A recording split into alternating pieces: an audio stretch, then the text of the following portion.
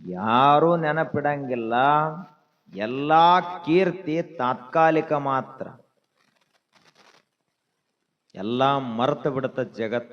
ಅವ್ರದ ಅವರಿಗೆ ಸಾಕಾಗಿರ್ತತಿ. ಇವನು ಇತಿಹಾಸ ಎಲ್ಲಿ ಓದ್ಕೋತ್ಕೊಂಡಿರ್ತಾರ. ಆದ್ದರಿಂದ ಕೀರ್ತಿಯು ಶಾಶ್ವತ ಅಲ್ಲ, ಉಳಿಯುವಂಥದ್ದಲ್ಲ. ಇನ್ನು ಶಕ್ತಿಯರೇ ಉಳಿತೈತೆ ಅಂತ ದೊಡ್ಡ ಪೈಲ್ವಾನ ಆದ. ದಿನ 1000 ಊಟ ಬಸಿ 500 ಸಾಮ ಎಲ್ಲ ತೆಗೆದು ದೊಡ್ಡ ಪೈಲ್ವಾನ ಆದ. ದಿನ 10-20 ಲೀಟರ್ ಹಾಲು ಕುಡದ, ಡಜನ್ ಗಟ್ಲೆ ಬಾಳೆಹಣ್ಣು ತಿಂದ ಪೈಲ್ವಾನ ಆದ. ಅವನ ಶಕ್ತಿಯರೇ ಉಳಿತಾನ ಹಂಗ? 30 ವಯಸ್ಸಿನಾಗಿದ್ದ ಶರೀರ 50 ವರ್ಷಕ್ಕಿಲ್ಲ.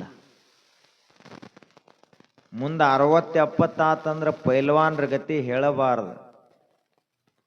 ಎದ್ದು ಅಡ್ಡಾಡ್ಲಕ್ ಬರಂಗಿಲ್ಲ. ಕಾಲ ಮೊದಲು ಅನ್ಯಾಯ ಮಾಡಿದೆ ವಯಸ್ಸಿನಾಗ, ಈಗ ಕುಂಟ್ಕೋತ್ ತಿರುಗಾಡತ್ತಾವ. ಕಾಲು ಮಣಿದೇ ಇಲ್ಲ. ಮುಂದೆ ಪೈಲ್ವಾನ್ರ ಕಾಲು ಮಣದದ್ ನೋಡಿರಿ, ಮಣಂಗೆ ಇಲ್ಲ.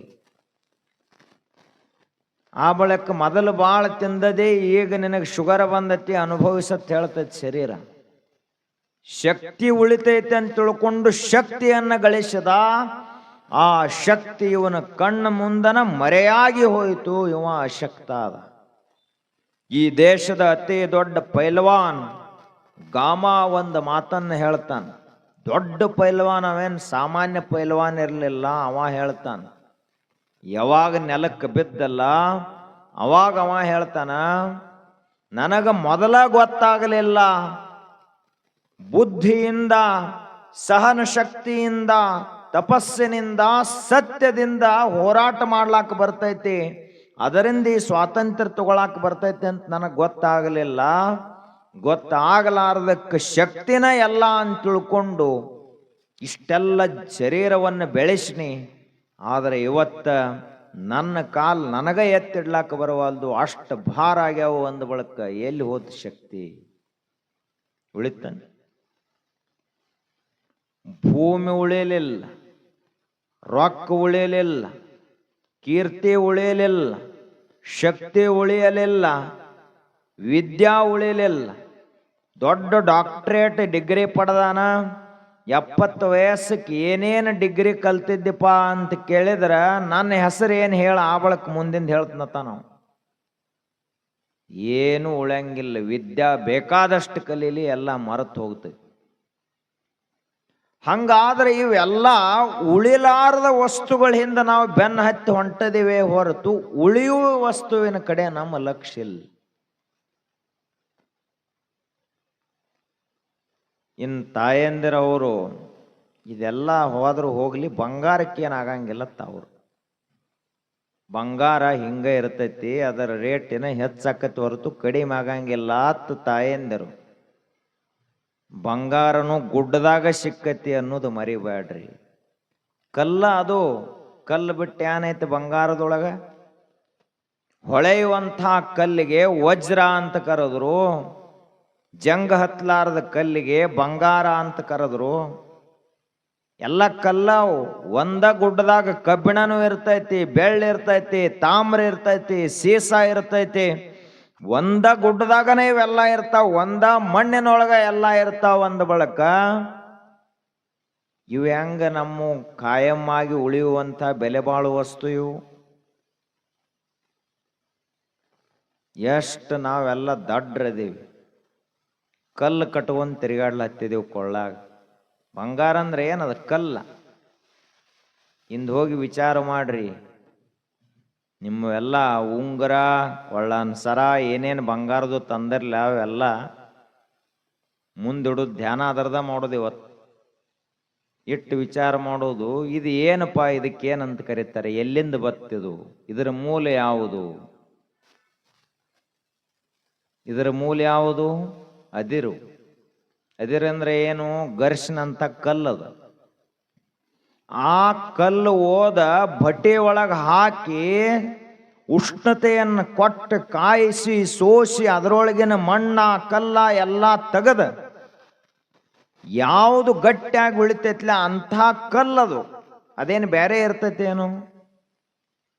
ಬಂಗಾರ ಅಂದ್ರ ತಾಯಂದಿರು ನೀವು ನೆನಪಿಟ್ಕೋಬೇಕು. ಬಂಗಾರ ಅಂದ್ರ ಲಗ್ನದಾಗ ಉಳಿಲೆತ್ತೇಳಿ ತಿಳ್ಕೊಂಡು, ನಮ್ಮ ಮಗಳ ಕೊಳ್ಳಾಗ ಸೊಸಿ ಕೊಳ್ಳಾಗ ಉಳಿಲೆ ತಿಳ್ಕೊಂಡು ಬಂಗಾರ ಹಾಕ್ತಾರವ್ರು. ಅದೇನು ಉಳಿಯಂಗಿಲ್ಲ. ನೀವು ಹೋಗಾಗ ಆದರೆ ಹೆಂಗೆ ಉಳಿತೈತಿ? ಏನು ಉಳಿಯಂಗಿಲ್ಲ, ಶಾಶ್ವತ ಅಲ್ಲ. ಇವೆಲ್ಲ ಹೊಂಟು ಹೋಗುವುದಾವು.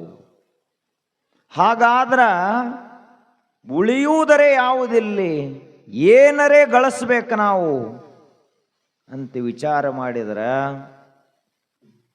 ಯಾವುದು ಸಾಯಂಗಿಲ್ಲ, ಯಾವುದು ನಾಶ ಆಗಂಗಿಲ್ಲ, ಬದಲಾಗಂಗಿಲ್ಲ, ಇದ್ದಂಗ ಇರ್ತೈತಲ್ಲ ಅಂಥದ್ದನ್ನು ಗಳಿಸ್ಬೇಕು. ಅದು ಕಳೆಯಂಗಿಲ್ಲ, ಕೆಡಂಗಿಲ್ಲ, ಸರಿದು ಹೋಗಂಗಿಲ್ಲ, ಮತ್ತೊಬ್ಬರ ಪಾಲ ಆಗಂಗಿಲ್ಲ.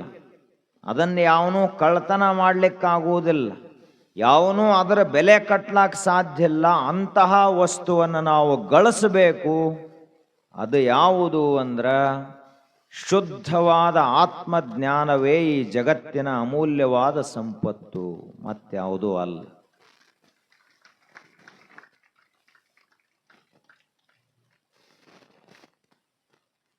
ಆ ಸಂಪತ್ತನ್ನು ಗಳಿಸ್ಬೇಕು ನಾವು.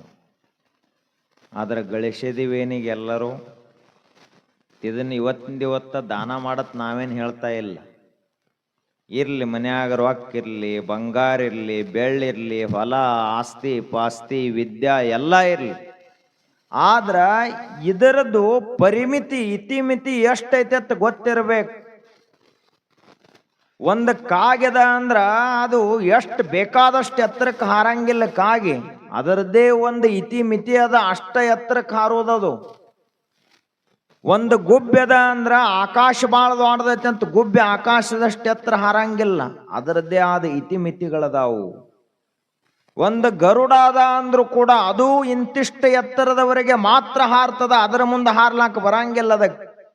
ಹಂಗ ನಮ್ಮ ಸಂಪತ್ತ, ಬೆಳ್ಳಿ ಬಂಗಾರ, ವಿದ್ಯಾ ಬುದ್ಧಿ ಶಕ್ತಿ ಸಾಮರ್ಥ್ಯಗಳೆಲ್ಲವೂ ಇಂತಿಷ್ಟು ಇತಿಮಿತಿಯ ಒಳಗ ಮಾತ್ರ ಬಳಕೆಗೆ ಬರ್ತಾವೆ ಹೊರತು ನಮಗ ಸಾವು ಬಂದು ನಿಂತಾಗ ಈ ದೇಹ ಹೋಗುವಂತ ಪ್ರಸಂಗದಲ್ಲಿ ಯಾವ ಉಪಯೋಗಕ್ಕೆ ಬರಂಗಿಲ್ಲ ಅಂತ ಹೇಳ್ತಾರೆ. ಬರ್ತಾವ ಸಾಯುವಂತ ಮನುಷ್ಯನ ಮುಂದೆ 1 ಕಿಲೋ ಬಂಗಾರ ತಂದಿಡ್ರಿ, ಇದನ್ನೇನು ಮಾಡ್ತೀವೋ ಮಳ್ಳ, ಇದು ಬಂಗಾರ ಸಲುವಾಗಿ ಬಡದಾಡ್ ನಾ ಸಾಯಲಾಗ್ತೇನೆ. ಈಗ ಬಂಗಾರ ನನ್ನ ಕಾಯಂಗಿಲ್ಲ, ಯಾವುದೂ ನನ್ನ ಕಾಯಂಗಿಲ್ಲ. ಏನ್ ಹೇಳ್ತಾನವ? ನನ್ನ ಕಾಯುವಂಥದ್ದು ಒಂದೇ ಒಂದು ದೇವರು ನನ್ನ ಕಾಯ್ತಾನ ಅಂತ ತಿಳ್ಕೊಂಡು ಆ ಮನುಷ್ಯ ಹೇಳ್ತಾನೆ.